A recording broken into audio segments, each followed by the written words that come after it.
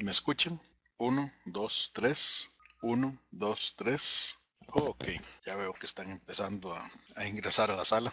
Bueno, empecemos con esta charla. Hoy vengo como aquel amigo de primaria que un día les contó que Colacho no existía. Con esta serie de webinars, espero que nos sumerjamos lentamente en los próximos días en un procedimiento para la implementación de BIM. Hoy la idea es demostrar que la implementación BIM realmente no tiene que ser una cosa tan costosa ni tan traumática como se nos ha venido pintando regularmente. Hoy vamos a hablar de aspectos generales para demostrar el punto, pero la idea es continuar paulatinamente, punto a punto, montando todo el proceso que hoy vamos a ver un poquitico en esta presentación, en este webinar. La meta de hoy entonces es aclarar algunas dudas rápidamente, demostrar que ni siquiera es necesario cambiarse de plataforma para lograr una implementación de BIM eficaz y exitosa. Y creo que hoy vamos a demostrar que de hecho hasta debe ser una experiencia agradable.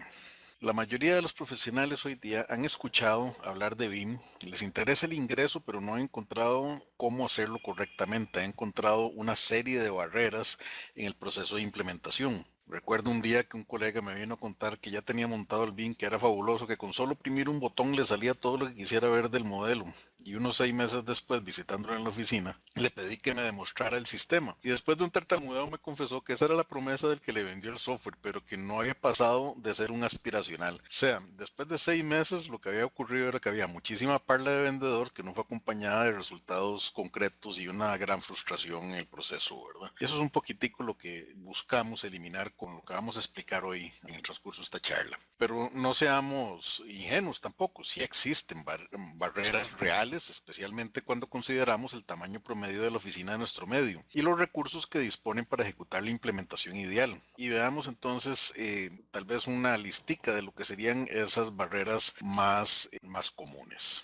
La primera barrera que uno encuentra cuando habla con una persona que quiere implementar BIM es confusión, porque muchas personas saben lo que quieren, han visto algunas cosas, han visto videos, han visto una serie de presentaciones, pero cuando llegan a sentarse a un escritorio, la cosa no parece funcionar exactamente como se les pintó. Y es que el primer error que se comete cuando se está pensando en una implementación BIM es de creer que BIM es un estándar que está totalmente maduro, pensar que todo está escrito, que hay un proceso de implementación clarísimo, a prueba de balas, pero la cruda realidad es que esto aún no es así.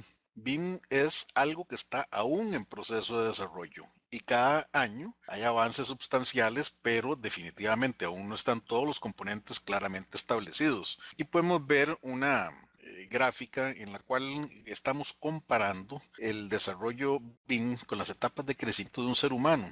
Y si nos concentramos solamente en este aspecto de BIM, como sería el archivo IF, que ahora más tarde hablaremos más de él, al respecto podríamos decir que estamos apenas de camino a una pubertad y aprendiendo a jugar con el IFC 2x3 y a punto de ver el IFC 4, que nos muestra un futuro prometedor, muchísimo mayor interacción entre todos los posibles programas que se van a utilizar, los procesos, pero aún está lejos de la meta de llegar en un futuro a un incierto, a un IFC 6, que es cuando se calcula que el BIM habrá alcanzado la madurez plena, todos los componentes van a estar en posición, es decir, vamos por el nivel 3, falta el 4, el 5 y el 6 para llegar a ese aspiracional que todos los que estamos ingresando a BIM pretendemos alcanzar algún día. Se dice que ese día, cuando lleguemos ahí, lo que va a ocurrir es que más bien va a haber un nuevo paradigma y vamos a tener que pasarnos a otra cosa. Igual que hoy en día nos estamos pasando de un CAD 2D a un BIM, en aquel momento pues nos estaremos pasando de un BIM a algo que todavía no existe, que tal vez en algún laboratorio ya se va conociendo, pero por el momento no hemos alcanzado la madurez plena de lo que se espera que va a llegar a ser el BIM en el futuro. La segunda barrera que encontramos es el flujo de trabajo. Toda oficina que tenga interés en sobrevivir requiere mantener activa la facturación de su trabajo para poder pagar las cuentas, salarios, etcétera, ¿verdad? Cumplir con los plazos, las calidades de entrega. Cuando la oficina es grande, se puede crear un grupo piloto que sirva de base para el resto, sin mayores traumas. Es decir, si tengo una oficina de 50 personas y destino a 5 personas a iniciar el proceso BIM y que esas 5 personas eventualmente incluyan a las otras 45 que faltan, el proceso sería relativamente suave y sin mayor trauma. pero eso no es normal en las oficinas típicas de nuestro medio, donde tenemos 2, 3, 4 personas trabajando en muchas oficinas, grupos de 10, 15 personas tal vez, y si decimos que vamos a sacar a 5 personas para que realicen un cambio de paradigma, estamos hablando de aniquilar prácticamente el 50% de la capacidad de facturación de una empresa. Y un cambio de paradigma mal implementado podría tener serias repercusiones en los ingresos de la empresa. Solo pensar en cambiar las bibliotecas de detalle le daría un infarto a más de uno, ¿verdad? La tercera barrera que típicamente escuchamos es el costo del software. Típicamente la mayoría de las oficinas que están trabajando en el ambiente CAD, realmente lo que están usando es un programa detallado. Puede ser que algunos estén utilizando algo como un SketchUp para hacer los bocetos, pero, y muchísimos de ese SketchUp están usando la versión gratuita, no están usando la versión Pro. Y entonces al final del día su inversión en software se limita a el programa de detallado, al CAD. Pero al ingresar al BIM, una de las primeras cosas que vemos es que ya ocupa un programa para bocetear, ocupa algún tipo de cloud serving, bueno, no necesariamente un cloud server, podría ser un servidor local también, eso va a depender del esquema operacional de la empresa. El programa BIM y posteriormente ya veremos que el programa BIM típicamente no llega al nivel de detallado máximo o fino que típicamente entregamos con los planos, y entonces se ocupa el programa detallado y algunos otros programas para hacer algunas otras cosas que el programa BIM muchas veces no hace. Y es ahí donde tal vez me encantaría comentarles un estudio de mercado que realizó Briscat hace un par de años, 2, 3 años, no recuerdo, que reveló que el 80% de los proyectos a nivel mundial inician un boceto hecho en un SKP, un SketchUp. Y esto debido a la facilidad y velocidad de esa solución, que es muy intuitiva y no requiere que la persona tenga una serie de preparaciones previas, como podría ser tener familias y subfamilias y un montón de estas cosas para poder montar un modelo. El arquitecto en ese momento tiene un flash creativo, empieza a montar todo su proyecto y lo último que quiere es tener que parar para ver si la pared va a ser de ladrillo, va a ser de mampostería o va a ser de gypsum, ¿verdad? Él lo que quiere en ese momento es mostrar espacios, mostrar texturas, mostrar geometrías. No quiere estar preocupado de las peculiaridades de si el concreto es de 250 kilos o de 350 kilos o si el ladrillo es rojo o es verde, ¿verdad? Eso es algo que ya vendrá más adelante, y entonces programas como el SketchUp tienen esa habilidad de permitirle al profesional hacer un proyecto muy rápidamente, sin esas preocupaciones de detallado, sea necesario. Y una vez ganado el proyecto, se procede a realizar el BIM o el CAD, dependiendo de lo que el cliente pida o lo que el proyecto demande, o ambos, para producir la documentación del proyecto. En general, en los esquemas que típicamente uno ve hoy en día, tenemos la participación de unas 3 soluciones o programas diferentes, uno para hacer el boceteo, uno para hacer el modelo BIM, y finalmente los BIM no suelen ser tan eficaces en hacer el detallado fino, y entonces se recurre a una herramienta de CAT en 2D para terminar de detallar el proyecto. Lo que vamos a ver hoy, podemos reducir esa multiplicidad de programas a una sola solución, a un solo formato, bocetos en DWG, BIM en DWG y CAT en DWG. La cuarta barrera que típicamente escuchamos de los profesionales es el costo del hardware. Y tampoco es un secreto que cada nuevo lanzamiento de software con más características típicamente viene asociado con la necesidad de una máquina más poderosa, ¿verdad? En general, eso realmente es fruto de malas prácticas de programación que se han dado en los últimos 20 años. Muchas empresas de programación programan como si la memoria, el CPU y el disco no fueran un activo de importancia, que se traduce en programas grandes, lentos, difíciles de manipular. Requiere cada vez comprar una máquina más potente, más grande, más cores, más CPU, más memoria. Y llega un momento donde uno siente que la máquina que uno tiene en el escritorio la tiene uno y la tiene la NASA, ¿verdad? Para mandar cohetes al espacio. Sin embargo, no todos los fabricantes se dan esas libertades de programación y continúan los buenos hábitos de escribir programas compactos que usan recursos eficientemente y mantienen ágil la operación del programa, ¿verdad? Y la quinta barrera que quiera compartirles hoy es costo de entrenamiento. Y es que, claro, cuando uno se cambia De un programa a otro, típicamente existe un desconocimiento y una gran inercia del personal. Muchas veces uno dice, yo sí, me gusta lo que ese programa tiene, me voy a cambiar, pero vaya, dígaselo a los otros 5 colaboradores que tiene al lado y siempre va a encontrar alguno pues que en realidad no quiere mantenerse trabajando de una manera en la que él sabe que puede realizar el trabajo en tiempo y entregar la calidad que se demanda de él y le da temor cambiarse a una cosa diferente, ¿verdad? Así sean los comandos los mismos, habrá siempre alguien que diga, es que el icono no está en el sitio, el icono no es del mismo color, ¿verdad? O el grafiquito del icono que hace el fillet no es exactamente el mismo. Por ejemplo, si uno piensa en el esfuerzo para buscar una variable, los programas de CAT hoy en día tienen alrededor de 1000 y pico variables diferentes que se configuran, y si uno va a buscar una variable de esas en Brisket, uno abre una cajita de diálogo con un search, encuentra todo eso en un santiamén.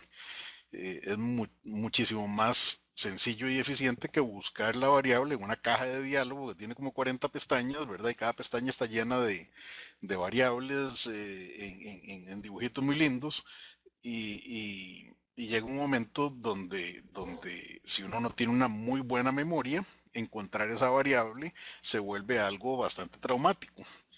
Pero siempre seguimos viendo gente que prefiere seguir buscando variables en interminables cajas de diálogo por el simple temor a un cambio, ¿verdad? Entonces imagínense cuando uno les dice que los va a pasar de Kata a BIM, eso resulta todavía más traumático. Ya no estamos hablando de cambiar un programa que se parece mucho a otro, sino que además cambiar todo el flujo de proceso, cambiar toda la mentalidad y de feria en un programa que es totalmente diferente al que ha usado los últimos 10, 20, 30 años, ¿verdad? Bueno, resulta que al cambiarse de programa para implementar BIM, o peor, al requerir de una multitud de soluciones para alcanzar la meta, porque como vimos hace un momento, se ocupa un programa para bocetear, otro programa para hacer el BIM, otro programa para detallar.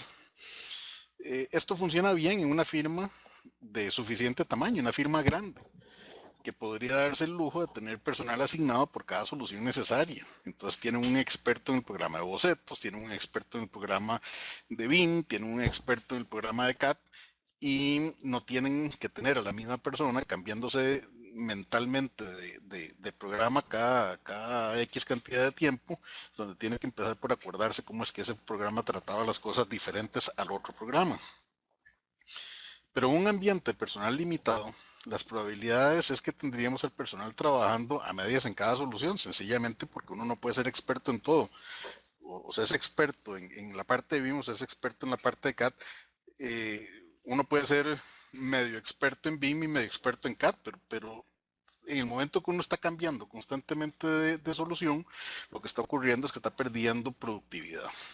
Cada programa tiene sus propios flujos de proceso, sus propios comandos, su manera en la que están implementados, que muchas veces no tienen la mayor de las compatibilidades y esto agrega un nivel más de dificultad al proceso, a un proceso en el cual ya existe una inercia de pasarse de algo que uno ha usado toda la vida a algo nuevo, ¿verdad? Y entonces, si vemos por lo menos estas 5 barreras, y deben haber otras más que son menos importantes, pero que también uno las oye frecuentemente. Concentrándonos en estas 5 barreras, uno dice, bueno, y entonces, ¿qué voy a cambiar? ¿Verdad?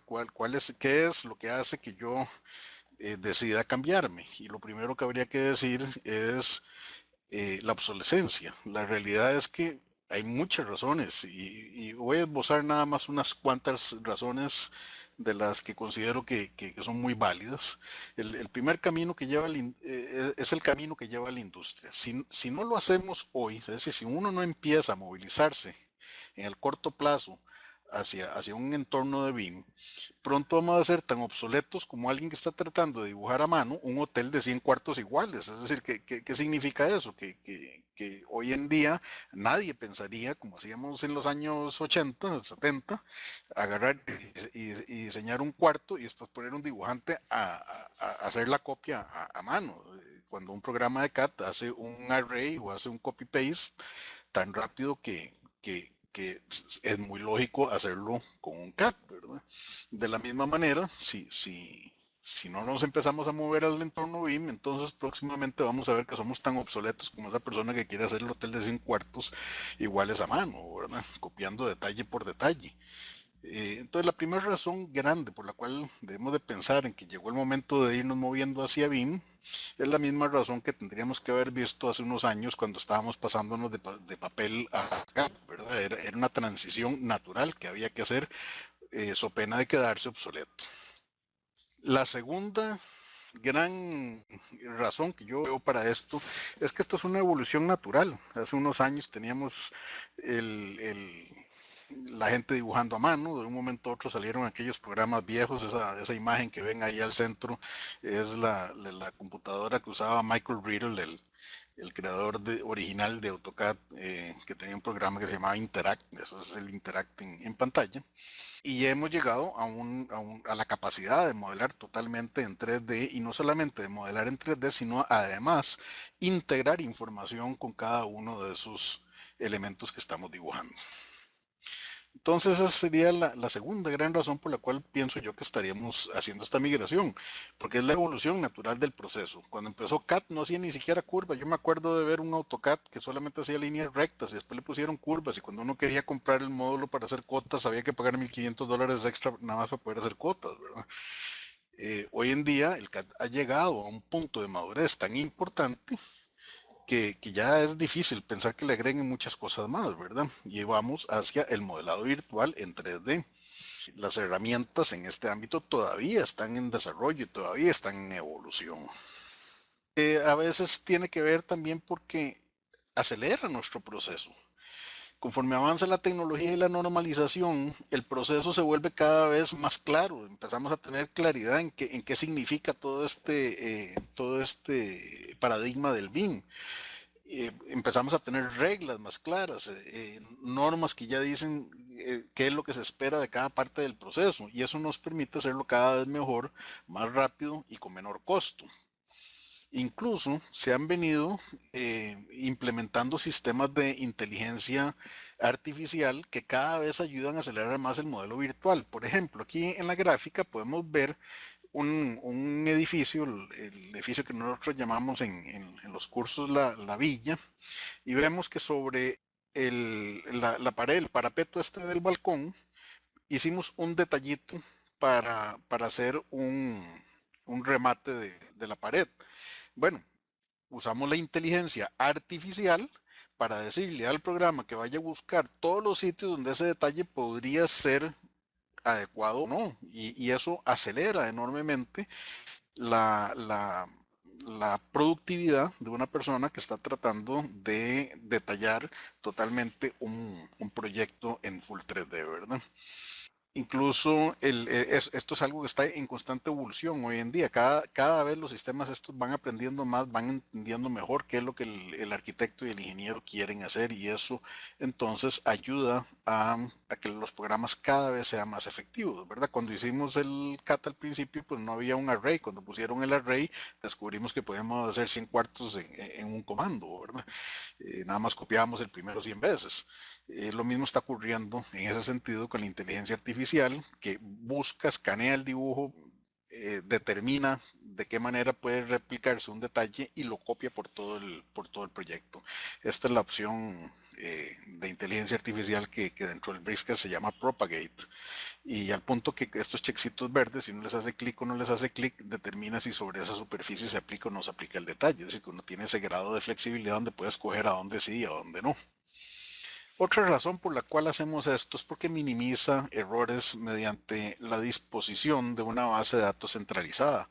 Antiguamente el propietario venía y nos decía algo, y ese algo se le decía al arquitecto, el arquitecto tenía que transmitírselo al ingeniero civil, el ingeniero civil al estructural, un poco de interacciones para arriba y para abajo entre cada uno de ellos y al final del día algo se perdía en el camino, algo parecido a aquello del ejercicio que hacíamos en la escuela cuando nos hacían contar un secreto al oído a lo largo de toda la clase, que llamábamos, creo que era el ejercicio del teléfono roto. Al tener toda la información montada en un sistema centralizado de datos, entonces todo el mundo está viendo los mismos datos. Entonces todos los participantes pueden colaborar sobre una misma base de información y si hubiera algún cambio, ese cambio va a estar disponible y visible a todas las personas. Y eso ayuda mucho a reducir la cantidad de errores que se cometen en un proyecto y ayuda mucho a que la información sea más transparente, disponible en el momento en que se necesita y no cuando a alguien se le ocurrió transmitirla, ¿verdad? Una razón más por la cual esto es importante es porque el resultado de hacer un BIM va más allá del mero ciclo de diseño y construcción para incluir también el ciclo de operación del proyecto, cuyo costo se ha estimado que ronda aproximadamente unas 5 veces el valor del proyecto inicial. Es decir, que si hoy estamos haciendo un proyecto de 100 millones, a lo largo de su vida útil ese proyecto va a demandar inversiones adicionales en mantenimiento, en operación, una serie de cosas que van a llegar tal vez a los 500 millones. Entonces, la manera de minimizar la inversión que se va a hacer en el largo plazo es tener un mejor control del edificio y el modelo BIM pues tiene la virtud de que ayuda a participar en todo ese ciclo, es decir, empezamos por diseñar el edificio, una vez que lo diseñamos entramos a la construcción, una vez que hacemos la construcción vemos la operación y eventualmente tenemos hasta la disposición del edificio mediante la demolición.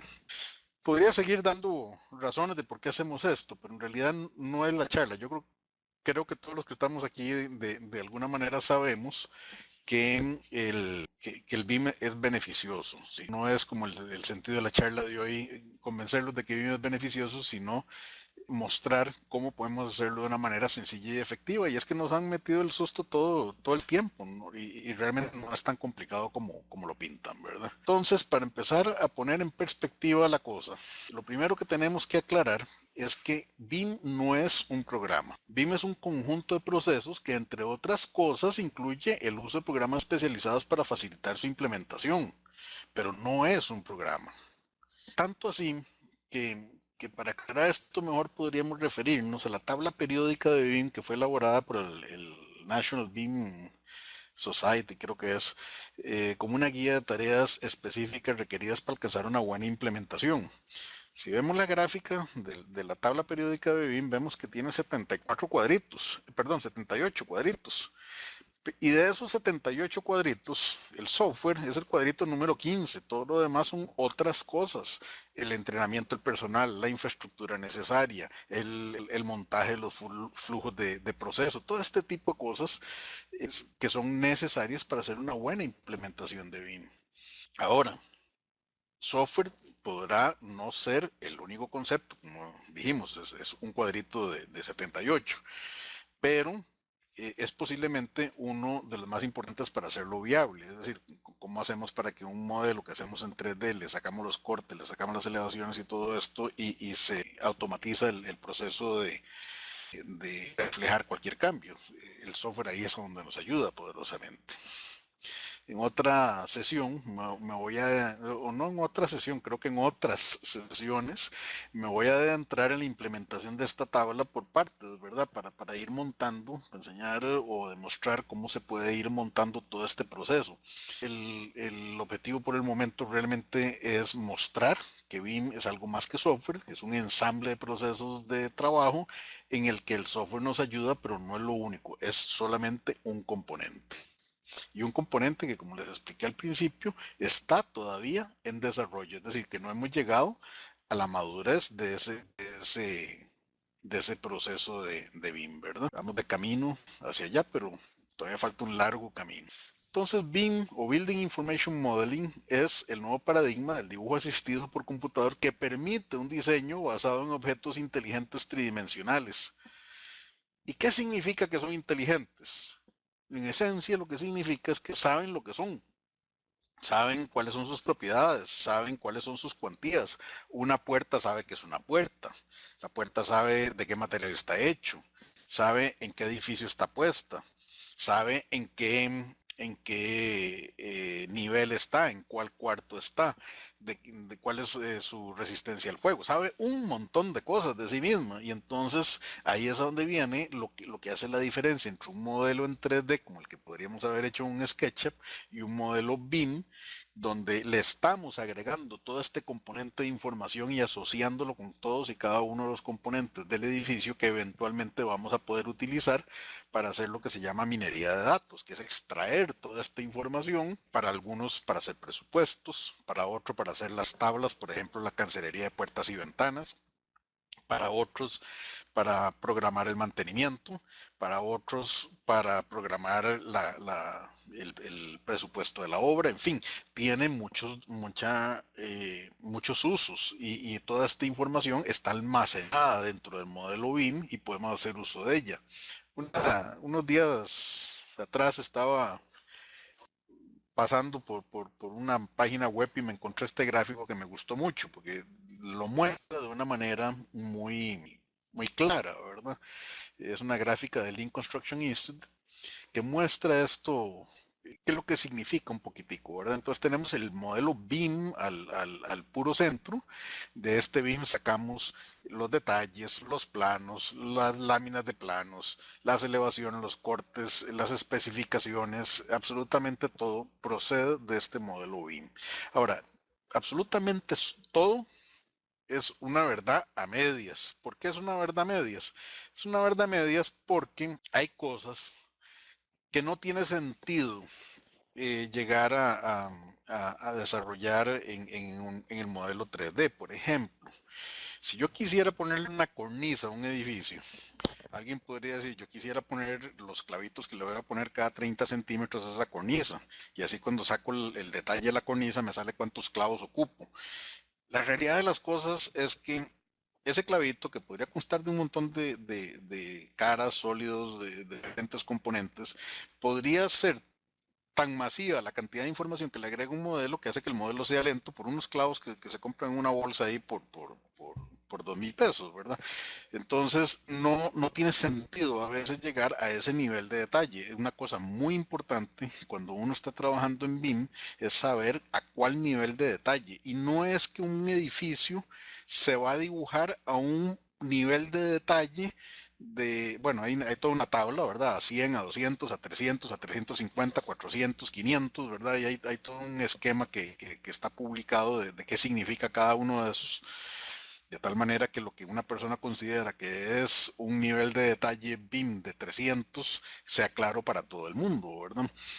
¿Y cuál es el problema de esto? El problema es que el nivel de detalle no lo necesitamos para la totalidad del edificio. Uno podría decir, para la obra gris del edificio ocupo un nivel de detalle de 200, pero para la mueblería quiero un nivel de detalle de 300. Y para el ascensor quiero llegar a un nivel de detalle de 500 y quiero ver cada tuerca, cada polea, cada pieza que vaya adentro, porque si el día de mañana el ascensor se me estropea, quiero saber cuál es el número de parte de cada pedacito de ese ascensor para mandárselo a pedir a la fábrica. Esa necesidad no es tan evidente cuando uno está hablando de la columna de concreto. Nadie va a ir a pedir a la fábrica una varilla de concreto nueva.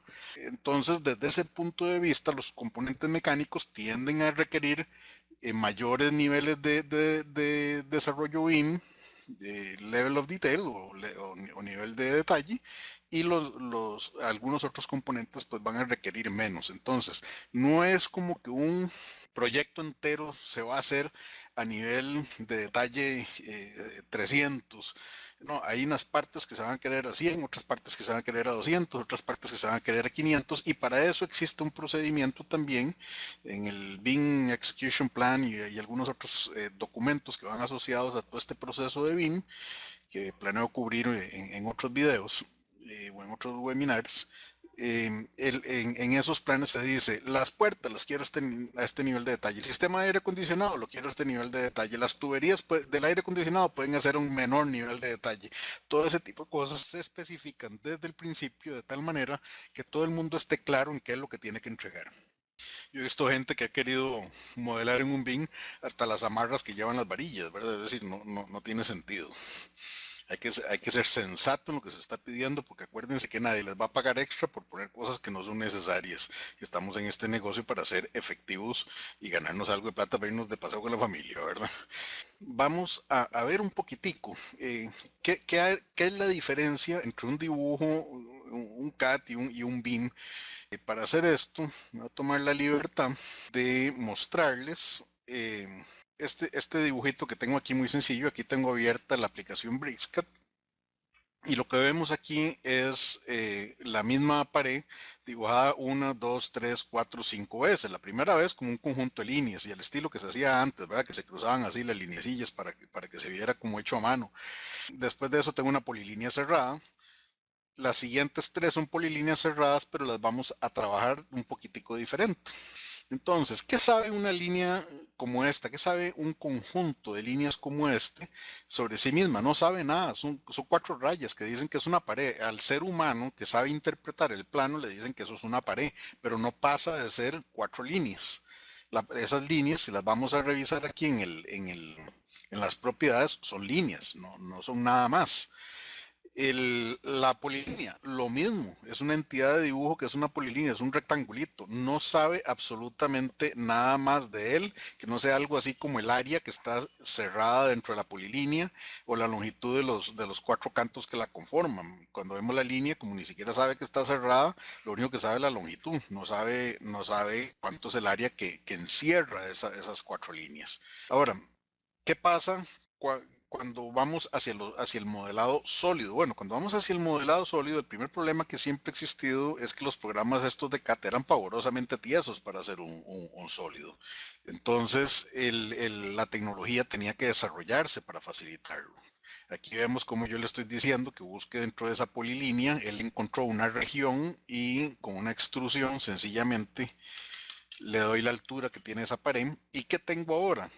No tengo una pared, parece una pared. Cualquiera que la ve dice, el ser humano dice es una pared, pero para un sistema informático eso es un sólido 3D, que no sabe nada más de él que la masa, el centroide, momentos de inercia, ese tipo de cosas, ¿verdad? Pero no sabe exactamente nada más, no sabe que es una pared. Él sencillamente sabe que es un elemento sólido en 3D. Vamos a hacer la siguiente. En la siguiente vamos a decirle que es también la misma pared de 3 metros de alto, pero esta vez vamos a hacerle saber a esa pared que ella es una pared. Veamos que aquí todavía ella sigue siendo el sólido 3D y ahora vamos a recurrir a explicarle que es una pared. ¿Ok? Entonces, ahora que la categoricé, utilizando la clasificación como pared, todo esto lo encuentra uno aquí en los componentes BIM y estos como los más comunes que se utilizan. Sin embargo, existe una lista que es bastante más extensa para cosas que son menos comunes en las etapas básicas de diseño. Pero aquí ya le dijimos a esta pared que es una pared. Ok, pero ¿qué sabe esa pared sobre sí misma? Bueno, esa pared realmente al final del día sabe que es una pared y no sabe nada más, no tiene una composición que le indique si está hecha de ladrillo, si está hecha de gypsum, si está hecha de tablas, de qué está hecha, no dice nada. Pero ahora sí sabe que tiene una longitud, que tiene un espesor, que tiene una altura, un volumen bruto, un volumen neto. El volumen neto sería el volumen bruto menos las aberturas que uno le abre, ¿verdad? El, el, el área de footprint que tiene la pared sobre el piso, ¿verdad? Y como es una pared, adicionalmente tiene una serie de propiedades de pared que podemos agregarle. Podemos decirle, ¿es externa o es interna? Ah, es externa. Bueno, entonces yo le podría encender el switch de que pared es externa. Todo esto proviene de una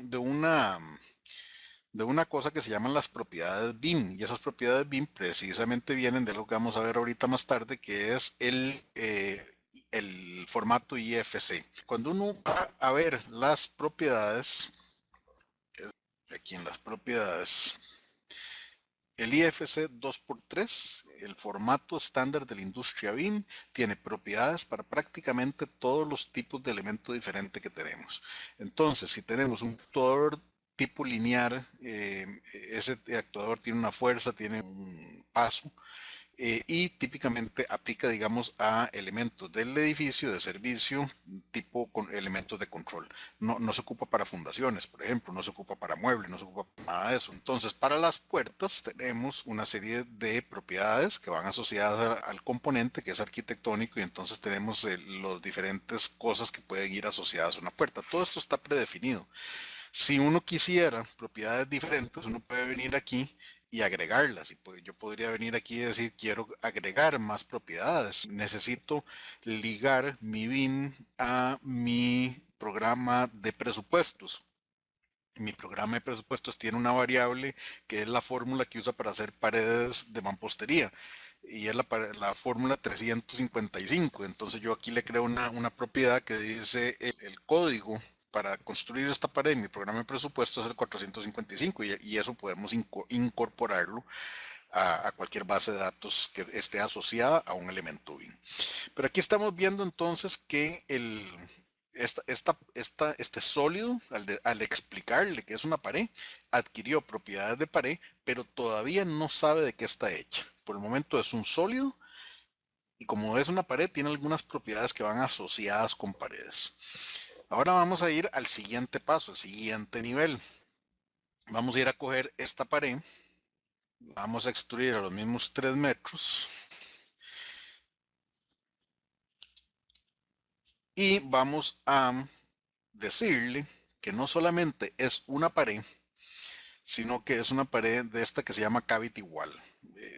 Nosotros, de hecho, las personas que quieran trabajar con Bricscad ya tenemos una base de datos tropicalizada que aquí dice pared de repello, repellado dos caras, a pared con enchape ladrillo una cara y qué sé yo, ¿verdad? Tenemos toda una variedad de paredes que van aquí que están asociadas con nuestro entorno y los materiales también, el acero, dice acero, no dice steel, ¿verdad? Todo ese tipo de cosas han sido traducidas para que los planos hechos en Costa Rica pues tengan esa característica. Entonces yo voy a tomar esta propiedad y lo primero que quiero que vean es que aquí la pared más gruesa que aquí empezaron iguales y voy a dejarle caer a esta pared las propiedades de del cavity wall brick. Este icono verde que está aquí, lo que me está tratando de preguntar es cuál es la pared exterior. Y él me está marcando la que está más hacia el lado negro y me está preguntando que si esa es la que yo quiero. Si yo le doy clic a esto, él me va a pasar de uno a otro, ¿verdad? Una vez que escojo cuál es mi lado exterior, porque las composiciones estas tienen su lado externo, el lado que va expuesto a la intemperie, el lado que no va expuesto a la intemperie, le doy que acepto y vean que la pared inmediatamente se regruesó. ¿Por qué se regresó? Porque esa pared no es de los 15 centímetros originales, es una pared que tiene 32 centímetros de espesor. Está compuesta de una pared, vean que aquí arriba dice exterior, aquí abajo dice interior y aquí decimos que son ladrillos, que son parte de la estructura, aquí una cámara de aire de aislamiento, aquí una cámara de poliuretano de aislamiento y aquí otra capa de ladrillos. Entonces, esa capa, por eso es que esa pared en sección, por eso es que se ve así, se ve de tal manera que tiene dos capas estructurales en los dos extremos y en el centro un hueco. Por eso se llama cavity wall, ¿verdad?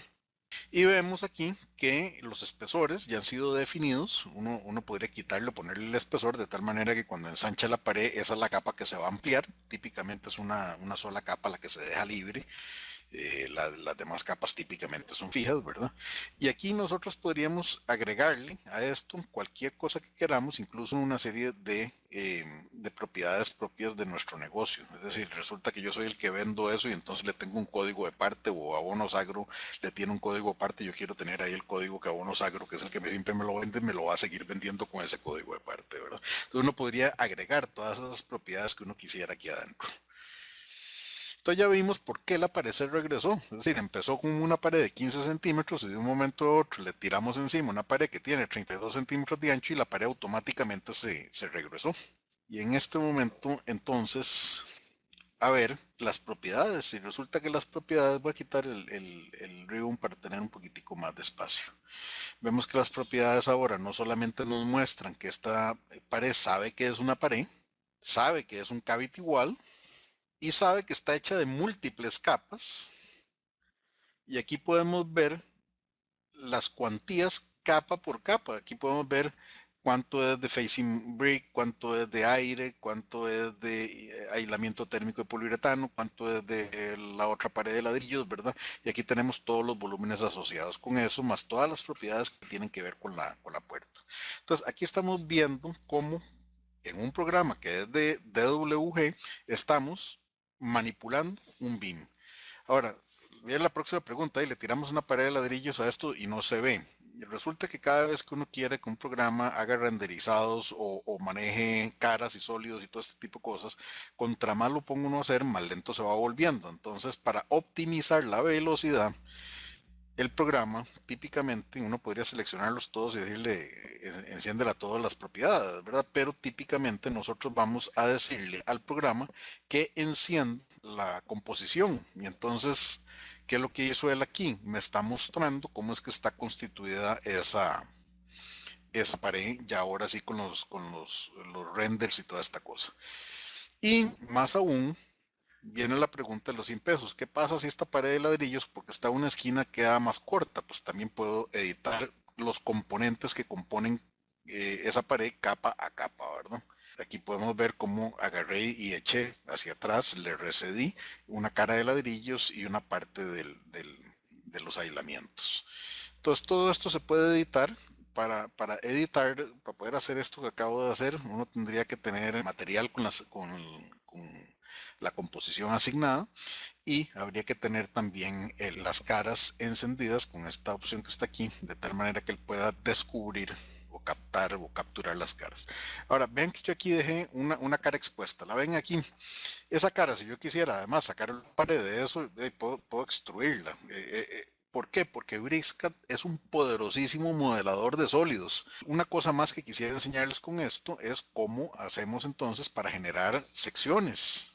Entonces yo puedo venir aquí y decirle, define una sección, no voy a coger nada, entonces él va a coger una sección vertical. Y aquí podemos ver que la sección vertical ahora me hace un corte y me muestra las diferentes partes de la pared. Esta sección, si yo quisiera convertirla ahora en una sección que veo en un plano, además, esta es una sección como si estuviera viendo una planta. Vamos a hacer otra sección como si estuviera viendo un corte.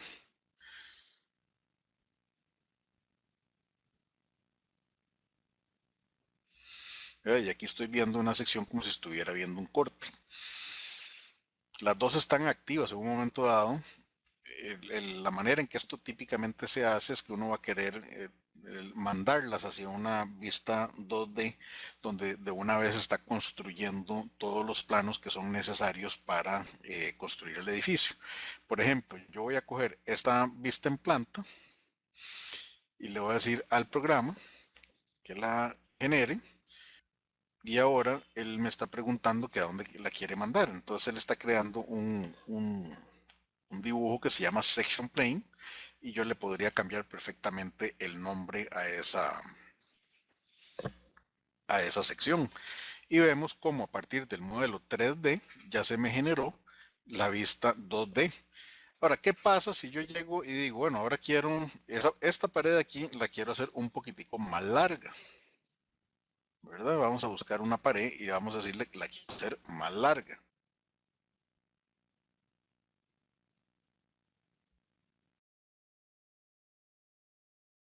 Usamos el comando push-pull, muy parecido como hubiéramos hecho con un SketchUp, ¿verdad? Y en base a eso, pues ya tengo yo mi pared más larga que lo que la tenía originalmente.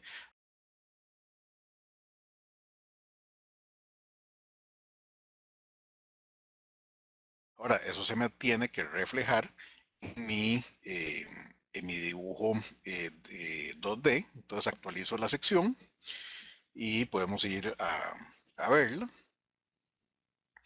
Y vemos cómo la pared ya se actualizó a sus dimensiones actuales.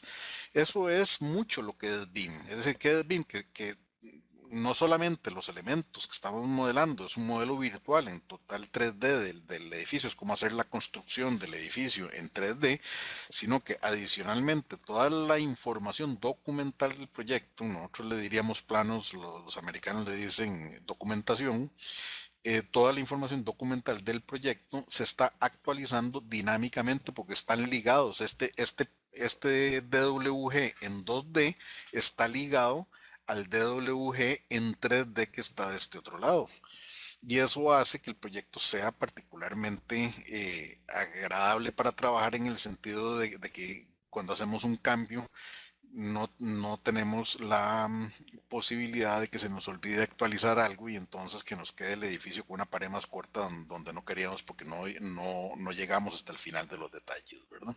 Entonces, de estos modelos 3D ya vimos cómo renderizamos hace un rato esta pared, ¿verdad? Le dijimos que la renderizara y ciertamente podemos ser renderizados con luces, con otras características, materiales de mayor definición y toda la cosa. Sencillamente y vamos aquí sobre el camino rápido porque vamos rápido con el tiempo. Y ya vimos cómo extraer de este modelo 3D los planos y ya vimos cómo sacar la generación de los renderizados. Ahora, también, como este modelo tiene materiales asociados con esta pared y con esta otra que está por aquí, entonces podemos hacer una minería de datos. Por ejemplo, si yo quisiera saber cuánto tengo que comprar de las diferentes cosas para esto, yo puedo hacer una extracción de datos y eso se puede ver de dos maneras. Una tabla asociada a un dibujo o una hoja de Excel. Con el comando Data Extraction yo puedo hacer una extracción de datos. Entonces voy a ir a escoger la pared y voy a utilizar un archivo de extracción de datos.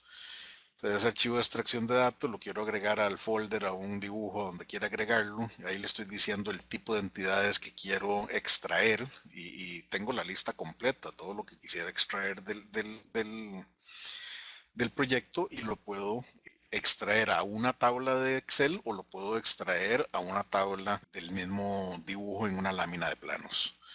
Entonces ahí podemos ver que podemos extraer prácticamente todas las propiedades que se pueden definir con respecto al modelo, las podemos extraer a cualquier sitio, ¿verdad? Vamos a tirar esto a una lámina de Excel, a un archivo de Excel. Ok, entonces vamos a hacer la extracción de datos. Abrimos el archivo y ahora podemos ir a buscar ese archivo al directorio. Lo abrimos y vemos cómo el programa, solo un segundo porque me salí de la pantalla. Vemos cómo el programa hizo la extracción, contó una de estas, que es un 3D Solid, que es por capa, que es un cavity wall, que es brick, el Ply Gross Side Area, en fin, vienen todas las propiedades. Es decir, el área de la primera capa es esta, el área de la segunda capa es esta, el área de la tercera capa es esta, y ahí vamos sucesivamente. Y esto lo hicimos para una sola pared. Imagínense que puedo hacerlo para absolutamente todo el modelo y si lo tengo debidamente clasificado, tengo la lista de todo lo que ocupo para un presupuesto. Entonces, y si quisiera, podría extraer todo eso y ponerlo como una tablita aquí para que el que va a hacer la construcción pues también tenga toda esa información disponible a mano o él la puede extraer directamente usando su propio programa, ¿verdad? Entonces, ya vimos cómo hacer eso. No quiero repetir el proceso para crear la lámina aquí porque veo que vamos cortos con el tiempo. Ya me estoy empezando a exceder y todavía me falta tamaño rato con esto. Y entonces me gustaría en este momento tal vez mostrar ver un modelo tal vez un poquitico más interesante que este, ¿verdad? El modelo que les voy a enseñar en este momento es este que vemos aquí en la gráfica. Es un estudio de yoga para no lidiar con las cosas que típicamente ocurren cuando uno está trabajando un modelo de estos en caliente.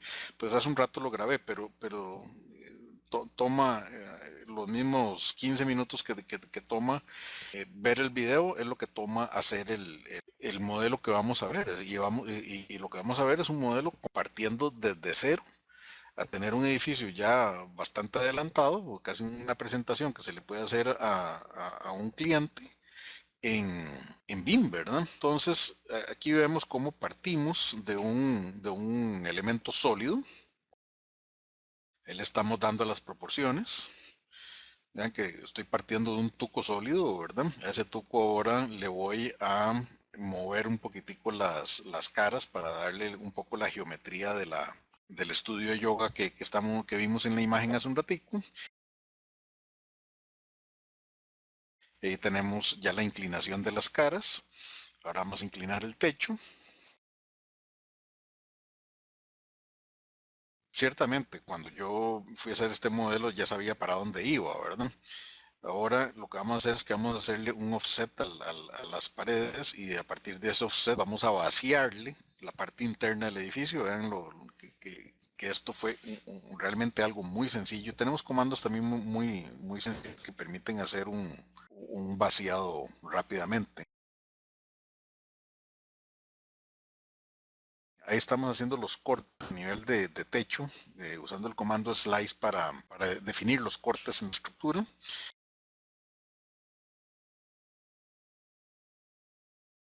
Y le vamos a hacer, a partir de ese slice, le vamos a hacer la tapa de un extremo y ahora vamos a copiar esa tapa al otro extremo.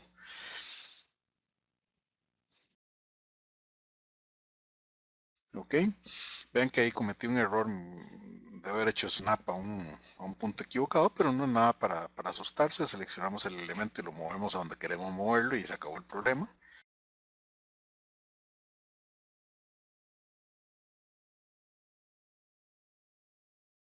Ahora vamos a abrirle un hueco. No sé si recuerdan que el modelo tenía una abertura para hacer como la puerta de entrada. Entonces vamos a sencillamente hacerle un vaciado a esa estructura. Primero dibujando un rectángulo en la fachada y haciendo un push hacia atrás como haríamos con un SketchUp, ¿verdad? Estoy usando la gama de comandos que se parece mucho a lo que uno hace con un SketchUp, con una enorme diferencia. El SketchUp es primero que todo un formato de archivo diferente al DWG y entonces cuando uno lo quiere pasar al DWG o a cualquier otro programa tiene que convertirlo. Y lo segundo es que la precisión de un SketchUp es bastante más baja que la precisión de un DWG. Ahí estoy construyéndole como unas paredes a vuelta redonda y voy a hacer esa cara y le voy a decir que se extienda hasta pegar horizontal. Es decir, no tengo que calcular cuál es el ángulo, sino que sencillamente la dejo corta y le digo a ella que se estire hasta que pega con un elemento sólido.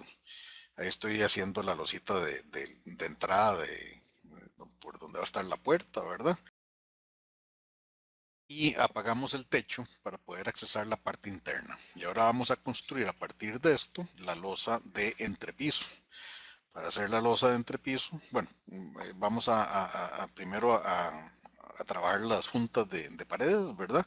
Y empezamos a hacer la losa de piso. La losa de piso la hice haciendo una extrusión usando el comando de extrusión que me genera un modelo adicional y ahora con el push-pull saco la losa hacia un lado y le digo que vaya a pegar contra el otro, hasta encontrar la pared que está al otro lado. Lo mismo vamos a hacer ahora con este otro lado y entonces ahí ya tenemos la losa de entrepiso del segundo nivel ajustada a todos los ángulos de inclinación de la pared, a la posición geométrica de la pared, toda la cosa sin haber hecho gran cosa. Ahora vamos a hacer una división interna y para eso vean que lo que hicimos fue que cogimos la región que había que se generaba entre el piso, las paredes y el techo, y como una región la arrastramos hacia una posición donde queremos la pared. Ahí le vamos a abrir un hueco a la pared de afuera, igual utilizando la geometría que ya existe. Estamos aprovechando que ya esa geometría existe para usar la destrucción. Aquí le hicimos un offset al borde de la pared. En base a eso vamos a crear los elementos de marco que van alrededor de la estructura, lo que constituye el elemento, digámoslo así, estructural de soporte. Que si lo vieron en las imágenes originales eran como un doble marquito. Entonces ahí estamos copiando el segundo marquito. Y en base a eso, esto es a velocidad normal, de aquí esto no es un time lapse, aquí no le estamos quitando tiempo al video. Esto que están viendo es exactamente a la velocidad que se está trabajando. Ahí apagué el resto de la estructura, la invisibilicé para poder trabajar estrictamente sobre los elementos del marco que acabo de crear. Y ahora lo que vamos a hacer es el clavador. Para hacer el clavador vamos a construir el cuadrito de madera que va a ir sobre las cerchas y posteriormente podemos cambiarlo a cualquier otro material. Por el momento vamos a hacer el cuadrito.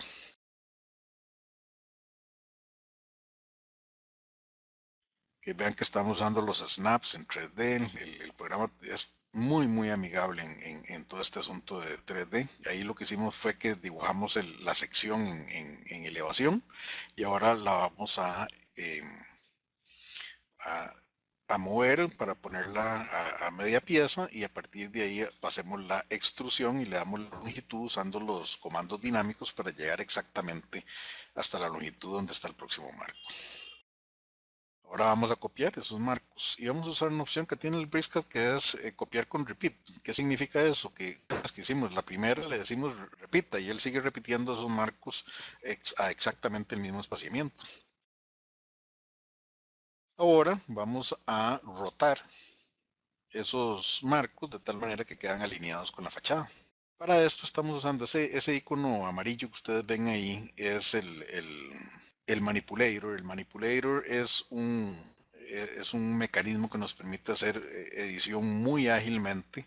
Lo único que hay que hacer es sostener el clic izquierdo estripado sobre una pieza e inmediatamente van a ver que el manipulator se activa y dependiendo de lo que esté activado, dónde esté el origen, hay N cantidad de cosas que se pueden hacer con el manipulator. Se puede copiar, se puede mover, se puede eh, hacer un mirror, se pueden hacer N cantidad de cosas, ¿verdad? Y dispone de esa reglita que vemos a ratos ahí encenderse, que se ajusta dinámicamente con el nivel de zoom que tiene la pantalla, de tal manera que contra más cercano es el zoom, más precisa la regla, contra más lejano es el zoom, menos precisa la regla y al final del día siempre podemos meter los números directamente para que sea exacto. Vean que aquí estamos moviendo el manipulator de donde estaba antes a un nuevo punto y ahora vamos y ajustamos la fachada.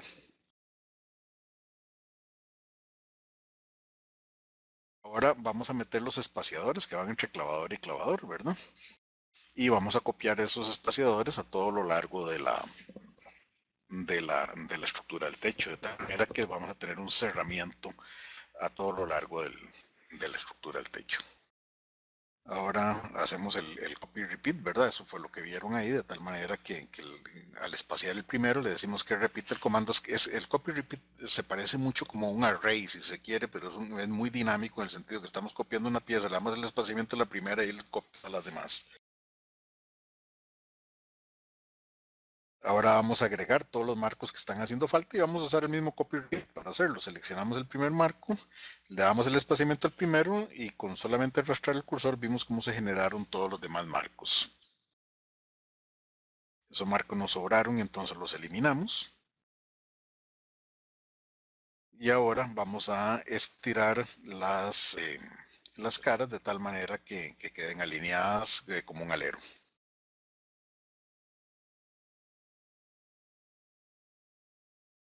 Como ven, hemos avanzado enormemente en segundos, ¿verdad? Y claro, esto en este momento no es un BIM, es un montón de sólidos. En unos minutos vamos a convertir esto en un BIM, de tal manera que todos esos elementos van a quedar debidamente clasificados.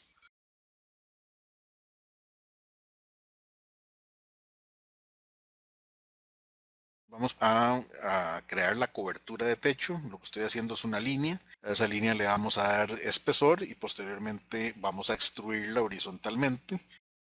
Y eventualmente pues también le podemos asignar un material de tal manera que podemos con eso renderizarlo como si fuera un vidrio, como si fuera, qué sé yo, el material que uno quisiera. Nosotros vamos a usar algo que parece un vidrio.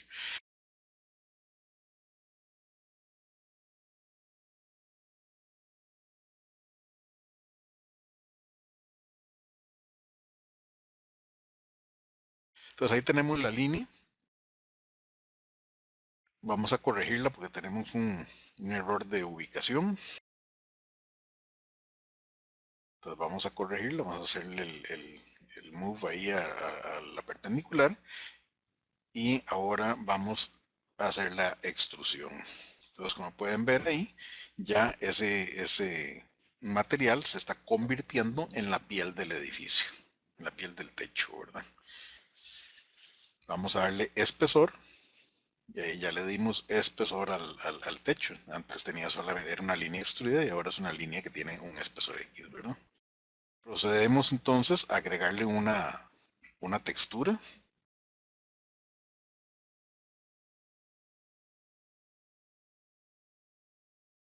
Pues a esa pared le vamos a poner unos ladrillitos.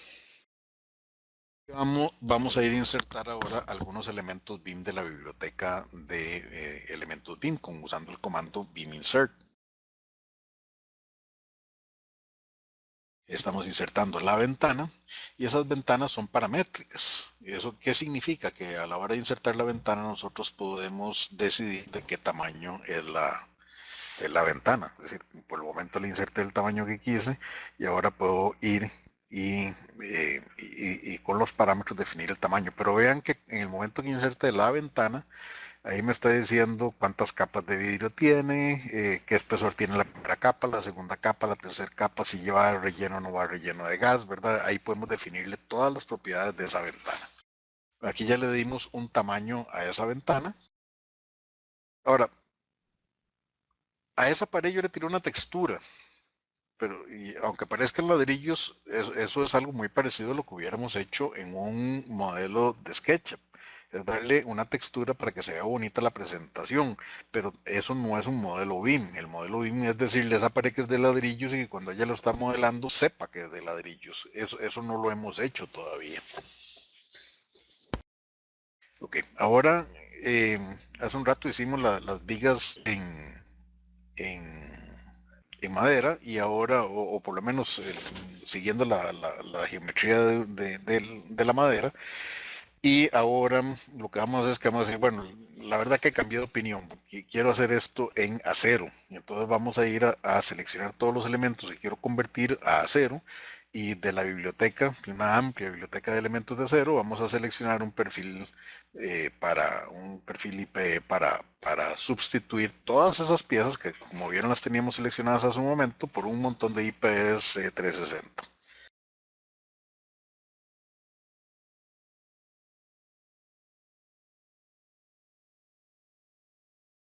Ahora que ya tenemos convertido todo esto a secciones de acero, entonces vamos a pensar en hacer la conexión.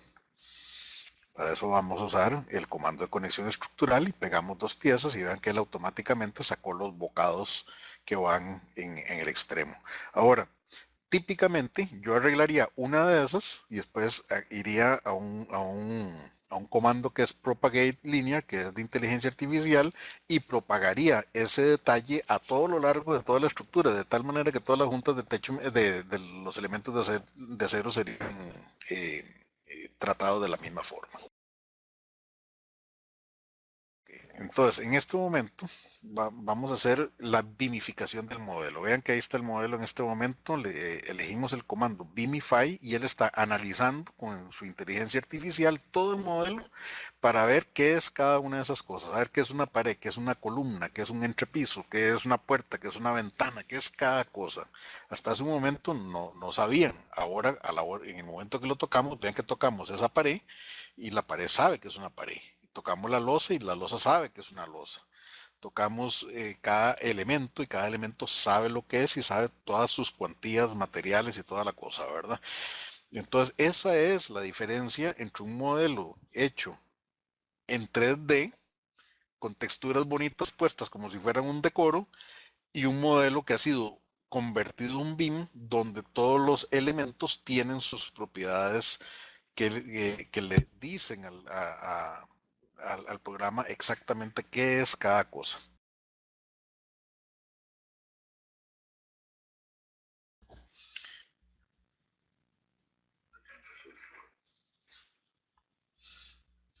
Okay. Estas líneas que se ven por aquí azules son las líneas con los cortes. Fueron creados como parte del proceso de vinificación. Cuando uno le da el Vimify, él se saca la parte izquierda, la parte derecha, en fin, saca todos los componentes que uno típicamente saca de un plano, a la derecha, a la izquierda, al frente, atrás, pisos, ¿verdad? Todas las plantas cortas que uno típicamente marca de oficio, un corte longitudinal, uno transversal, después uno podría querer sacar 3 cortes más y uno se lo define personalmente.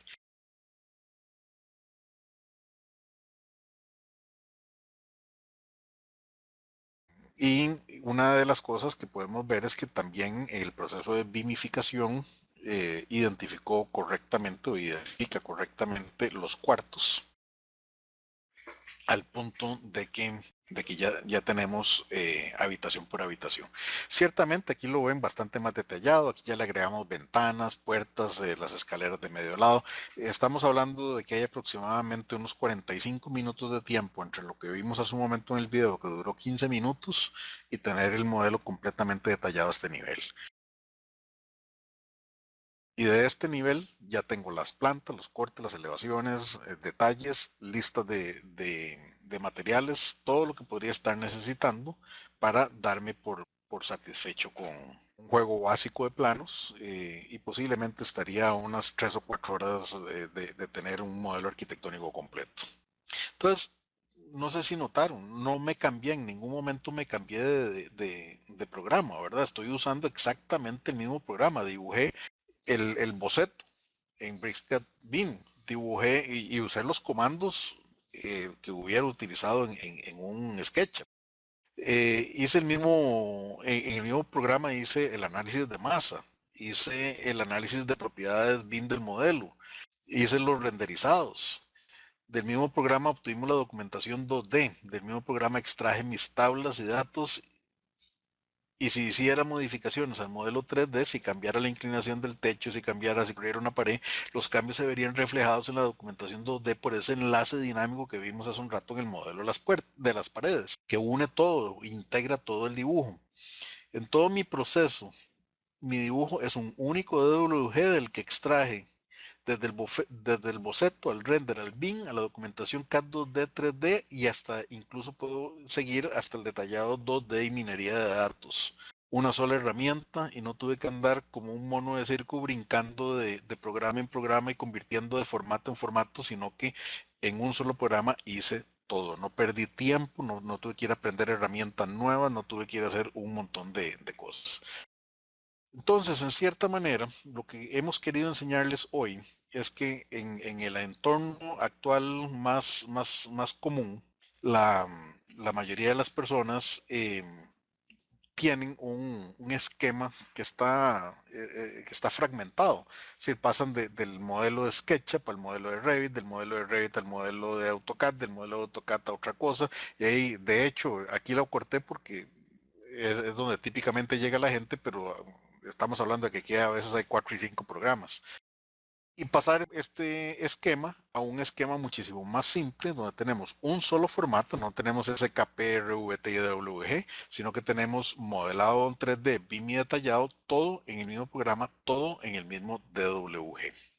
Les quisiera invitar a suscribirse al canal de YouTube de Isasoft, donde constantemente estamos agregando más videos y tutoriales asociados al gremio. Y si les gustan nuestros videos, háganoslo saber y motívennos, dejando comentarios, dando like y compartir. Así sabemos que estamos trabajando en la dirección correcta. De otra forma, creemos que no es de interés y nos movemos a otra actividad. Su opinión, comentarios y likes son lo que nos alimentan en nuestro esfuerzo. En los próximos meses estaremos creando webinars similares, más puntuales y estructurados, tendientes a una implementación formal, enfocándonos individualmente con cada cuadrito de la tabla periódica BIM, mostrando cómo implementarlo en una oficina típica de nuestro medio con el Bricscat BIM. También quisiéramos escuchar sus comentarios para responder con mayor precisión a sus necesidades en videos y webinars futuros. Para tal fin, lo mejor es que nos escriban directamente al correo info@aisasoft.com o dejar los comentarios en YouTube. Cuéntenme. si les agradó el webinar o alguno de nuestros videos, si el tema cubrió las expectativas o si preferirían cambiar algo de la presentación, qué otros tópicos les gustaría cubrir. En fin, ayúdenos a ayudarles. Como se observó, el tema de implementación paso a paso de un BIM es un poco más extenso de lo que se puede cubrir en una sola hora, pero como vieron no tiene que ser ni caro, ni complejo, ni restrictivo. Hoy solo quería demostrar que sí es posible implementar un proceso de bosquejo a BIM a detallado en una sola solución similar al entorno CAD de toda la vida, utilizando los procesos y comandos que conocemos sin necesidad de cambiarnos de plataforma o programa y sin quebrar la cuenta de banco o dejar de facturar en el proceso. Que hay herramientas BIM modernas sumamente intuitivas que no interrumpen el flujo natural creativo del profesional, como suele ser la queja de los arquitectos cuando se encuentran con programas que funcionan a base de cientos de tablas que tienden a destruir la creatividad. Que hay herramientas que no limitan al profesional a armar edificios como si fueran tucos de legos, que hay herramientas en las que los profesionales pueden mantener su capacidad creativa y control de su proyecto. Nuevamente les invito a suscribirse al canal de YouTube y si les agradó que le den like al video y si les gustó tal vez nos pueden ayudar a compartirlo. Es la manera que tenemos de saber que estamos llenando sus expectativas y nos motiva a crear nuevos videos. Gracias por acompañarnos y hasta el próximo webinar.